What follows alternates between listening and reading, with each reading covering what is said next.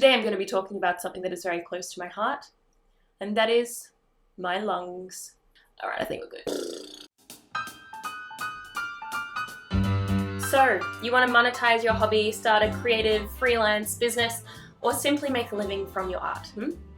Well, luckily you've stumbled across this video because today I'm going to be sharing all of my experiences and all the tips and tricks I've learned along the way. That's a lie, probably not all of them, but I'm thinking about potentially even turning this into a series. So if you like the video, comment, like, show me some love, and I will definitely make part 2. But today, we're going to be talking about really the foundation of everything. If you get this one thing right, you will thrive, and if you get it wrong, good luck. For some context, hello, my name is Maryellen, and I'm a full-time artist, and I've also been running a creative freelance services business for almost more than 2 years now. And I've learned a lot along the way. There are so many layers to becoming successful in this space, and I would definitely not claim to be the picture of success. I'm still learning, I'm still growing. We could talk about anything from getting the right accountant to CRM software to invoicing and all of those like nitty-gritty things for most creatives. Or we could talk about the more nebulous, overarching conceptual stuff like staying true to your art style, finding your voice, defining success for yourself, finding your ideal client. I mean, the list goes on and on and on. But as I just alluded to, there is something underlying all of these things that if you get right, you're much more likely to thrive. And that's right, folks, scarcity mindset. In case you're not familiar with the term or haven't heard the concept before, Google defines it like this. A scarcity mindset is when you believe resources are limited. A scarcity mindset causes hyperfixation, leads to short-term coping instead of long-term problem solving, and increases jealousy and stress. In this video, I'm going to talk about 6 different ways that scarcity mindset has had a practical or emotional negative impact on my creativity and on my business and how I show up as an artist. I would really encourage you to stick around for number 6 because it touches on my spiritual experiences, some of those like really intrinsic beliefs. If you're a Christian, if you're spiritual, if you ever heard that money is the root of all evil, definitely stick around for that one, but I'll put all of the chapters, time codes. I'm going to put time codes in the description below so you can go through all of them in turn. But anyway, without further ado, let's dive right in. I would say that the first way this showed up in my journey to becoming a freelancer and artist is that I didn't think that people would take me seriously. For many years before I quit my job and started doing this full time, I had done creative services on the side. So it was kind of like a side hustle, hobby business. When I quit, even though I now relied on the income full time, I really wasn't ruthless enough or self-aware enough to shut down those narratives that this wasn't serious, that I wasn't a professional, that what I was doing wasn't of a standard that was industry standard, even though it was. But because I never actually did a degree in design, I'm a self-taught artist, I'm a self-taught designer. I did a media degree, I did a law degree, so I'm not stupid, but I just felt less than all of my peers, all the other people in this space. And I let that narrative dictate how I spoke to clients, how I described my job, and even how I branded it. Now, this is one of the biggest mistakes I made. This is really a message to all the people pleasers out there, so listen up. We are kindred spirits. I would highly recommend not starting a brand with your name in the title. Hang on, but why? I'm so glad you asked. As a people pleaser, I have always struggled to say no. To clients, to people, just in general. Saying yes is my default because it makes me feel helpful, it makes me feel like I'm, pleasing someone, I'm in their good books. And so when I started out having my name in the title, it psychologically limited me from being able to set healthy boundaries. I think in some way it made people not take me seriously because it still kind of seemed like a hobby thing that I was doing. It was just me, I'm the helper. I'm not working for a brand, I'm not a brand owner, it's just me in my own little freelance office studio situation. So if you feel like you need a bit of support and you just need a little bit of extra buffer or barrier between you and the client, I would highly recommend branding in a more neutral way. I now go by Meld Creative Co. And it's great because if someone, sends an inquiry about a job that they want to do and I realize it's just not for me, I don't want to do it, it just allows that little bit of extra buffer to say, with lack of better words, I'll think about it and get back to you. I don't know, that's just my opinion, but if you disagree, please let me know in the comments below because I'm very interested in all your thoughts on this. The second way that this manifested in my business is that I didn't believe that I was offering legitimate value, and so I allowed clients to set the price. Now this is a big no-no in business. Your price is your price. If people can't afford that, that's on them. You deserve to be paid what you want, and being paid less than you think you deserve deep down is the quickest route to burnout and resentment, to bad client relationships, and just bad mental health in general. So how this would typically play out is I would get a request from a client saying, hey, I want you to work on my, for example, book, design my book for me. How much would you normally charge for that? And I would get back to them and say, well, it really depends on the style and XYZ factors. What is your budget? And then they get back to me and say, well, my budget is this much. What can you do within that range? And it would just kind of go on from there. Now, the problem is, normally whatever that range is was not enough for me to be proud of the work I was doing. I'm a perfectionist. Now, being a perfectionist can obviously be a negative and a positive thing, but in this case, I think it's positive because it really allows me to see details and deliver high quality products. And so naturally, because I want to do a good job, I want my portfolio to be stunning, if I can help it, I would just continue on the project. I would go far beyond what the budget actually allocated in terms of hours, and I would end up getting paid a lot less than what my hourly rate should have been. But when it comes to service-based businesses, typically the temptation is to charge by the hour, because that's like an obvious way. You know, there's a typical pay bracket that, for example, a graphic designer would charge per hour or a writer would charge per hour, so you can kind of fit yourself in. But one of the best resources on this topic I would recommend is the YouTube channel The Future with Chris Do. He talks about how charging per hour is really a disservice to you because, as we've kind of said, your desire to do a good job can often blow that budget way out of proportion and mean that you're not paid very much at all. He really recommends charging per project. So if you're interested in his philosophy and how he implements that, I've learned so much from him. I will link the videos below. I hope it's a good resource for you. One of the other scarcity mindset reasons that I would allow clients to do this, and this brings me to point number 3, is that I was afraid that I wasn't going to get more work. I would say yes to everyone and anyone because what if I don't get money next month? What if I have no more leads and then I'm stuck high and dry without a business to speak for? My fear of failure really kept me pandering to clients that I didn't want to work with at the end of the day, and it's really only in the last kind of 6 months that I have started putting barriers in place, saying no, and actually identifying who my ideal clients are. Something that really changed the game for me in terms of asserting myself and saying no was this simple idea that saying yes to one thing means saying no to 100 other things. Every yes is also a no. So you'd better be pretty darn careful about what you say yes to, because if you're working at capacity on all these projects that you don't want to do and then your ideal client comes along and you don't have time for them, that's just soul crushing. Another thing that really helped me was by default having this answer. I'll think about it.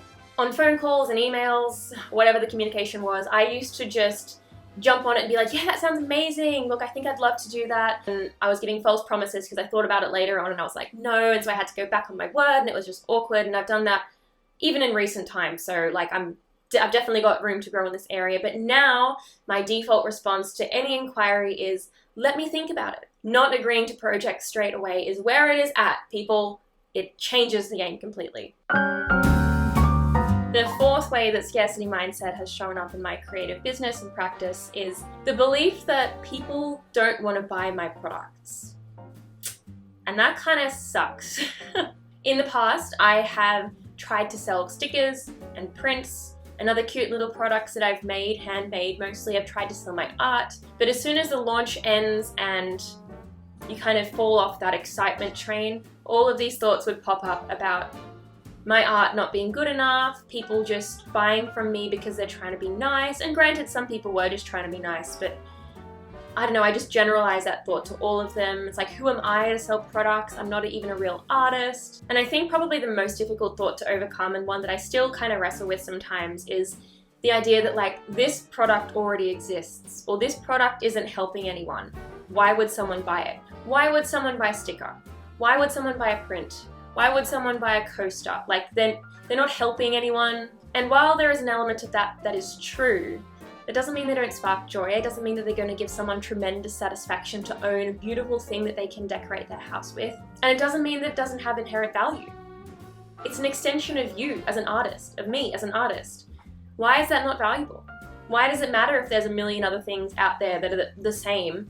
Because this one is unique. Now that I've been able to rewrite that narrative a little bit, I now see that as miraculous. As an artist, you have a distinct style, you have a distinct personality, and we are now, according to people on the internet at least, moving into an influencer economy, into a personality economy, where the value of your brand and of your art and of what your services and what you offer is all about you. It's all about how you show up and how people relate to you and connect to you. People can't connect to AI. It's just not possible. But they can't, maybe it is. Maybe I shouldn't say that. But an AI art generator doesn't have that personal touch, right? But you do. Just worth noting, I think. The fifth way that this is manifested in my life, that was so lame, is in comparing myself to other artists, to other people in their 20s who seem to be doing so much better and selling so much more art and just doing so much better than me. And that is really hard, especially when, as a creative, you sort of, need to be, I don't know if you need to be, but it's very beneficial to be on social media, to be consuming content, to be following other creatives, to be connecting online. And so it's really hard to filter out all those comparisons. But like, how on earth are you meant to compare your life to someone else's? I don't know, it's so dumb. You can have a 23-year-old with 3 kids under 5 and a husband and a mortgage, living on a homestead somewhere. Or you can have a 35-year-old who's single and a law partner.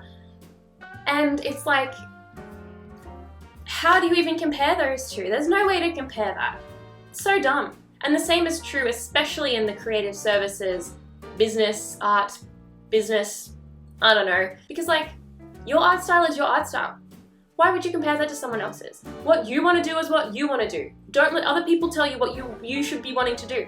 I struggle with this so much, and I think the real detriment that it has had on me in a practical sense, not just an emotional sense, but a practical sense, is that I want to be the YouTuber and the fine artist and the branding specialist and the author of books, but I can't do all of them. Or at least not all at the same time. And I think it's far too easy when you consume lots of content from lots of different creatives to get pulled in 100 different directions and never actually do anything, right? You never actually launch a product, you never actually start a branding business, you never actually get displayed in a gallery because you're doing little bits here and there, but you never, just double down on anything. Realizing that each chapter in your life, each season in your life it's a season, it's a chapter. You can't do everything at once, but you can do one thing simultaneously after the next. Yeah, just really identifying what you want to be doing right now in this season with the resources you have, with the lifestyle that you have, what's realistic, and putting that on your wall somewhere, or just reminding yourself of that in your journaling or whatever it is all the time. That has a lot of benefit. I probably should start doing that. The sixth and final thing that scarcity mindset has instilled in me, and this is possibly the most difficult thing that I wrestle with, is this idea that money is the root of all evil. I was raised in a Christian household. I was raised to be generous, to give to the poor, to, tithe my money, to give offerings.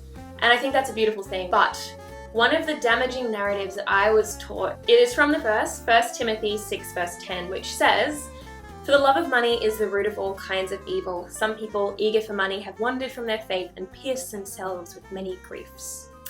It's interesting when you actually look at the verse.